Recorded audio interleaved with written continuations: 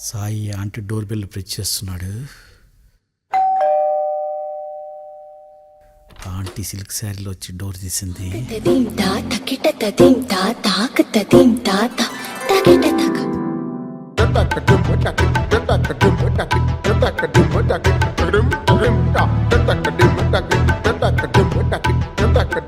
ఏంటి సాయి ఇంత లేట్ అయింది? సర్రా లోపల రా, టైం అవుతుంది. నువ్వు ఎప్పుడెప్పుడు ఆంటీని నలిపేద్దామా అని చెప్పేసి ఎదురు చూస్తున్నావు. ఆంటీ ఏమో నీ వైపు నుంచి ఎప్పుడు సిగ్నల్ వస్తుందా అని ఎదురు చూస్తుంది. ఆ తర్వాత తెలుగు సినిమాల్లాగా ఎవరి చూపించకుండా డోర్ క్లోజ్ అయిపోయినాయి.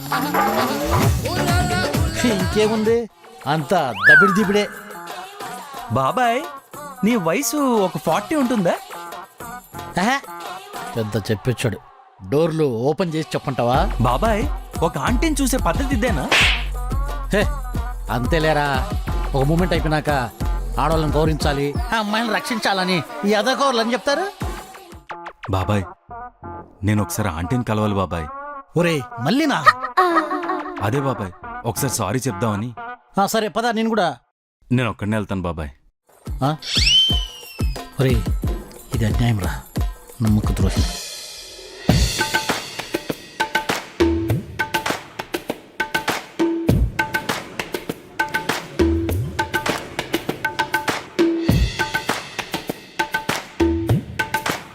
ఆంటీ ఏంటి ఇక్కడ ఉంది? సపోర్ట్ కోసం క్యాజువల్గా మాట్లాడితే మీరు ఎక్స్పెక్ట్ చేసేది వేరు. మీకుండే ఆశలు ఆలోచనలు మాకుండవు.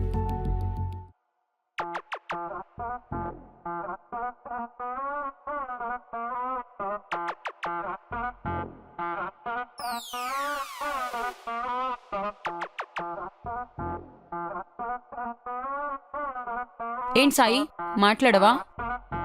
ఆ రోజు అలా జరిగిన తర్వాత నాకెందుకు మిమ్మల్ని కలవాలంటే ఎదలా అనిపించింది. చూడు సాయి, నీ ఏజ్ ఏంటో నాకు తెలుసు. ఆ ఏజ్ దాటే మేము వచ్చాం.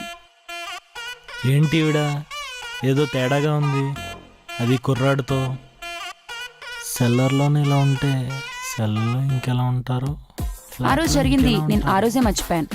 లెట్స్ బీ ఫ్రెండ్స్ సాయి, మైండ్లో నుంచి అన్నీ తీసేయి.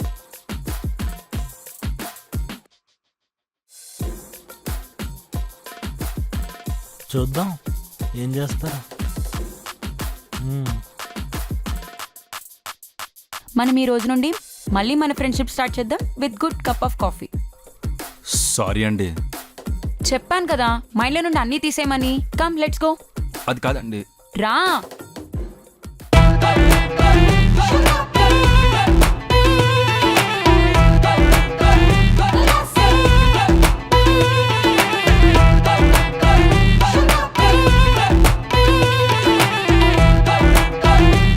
సరే నా ఆంటీనే పట్టు.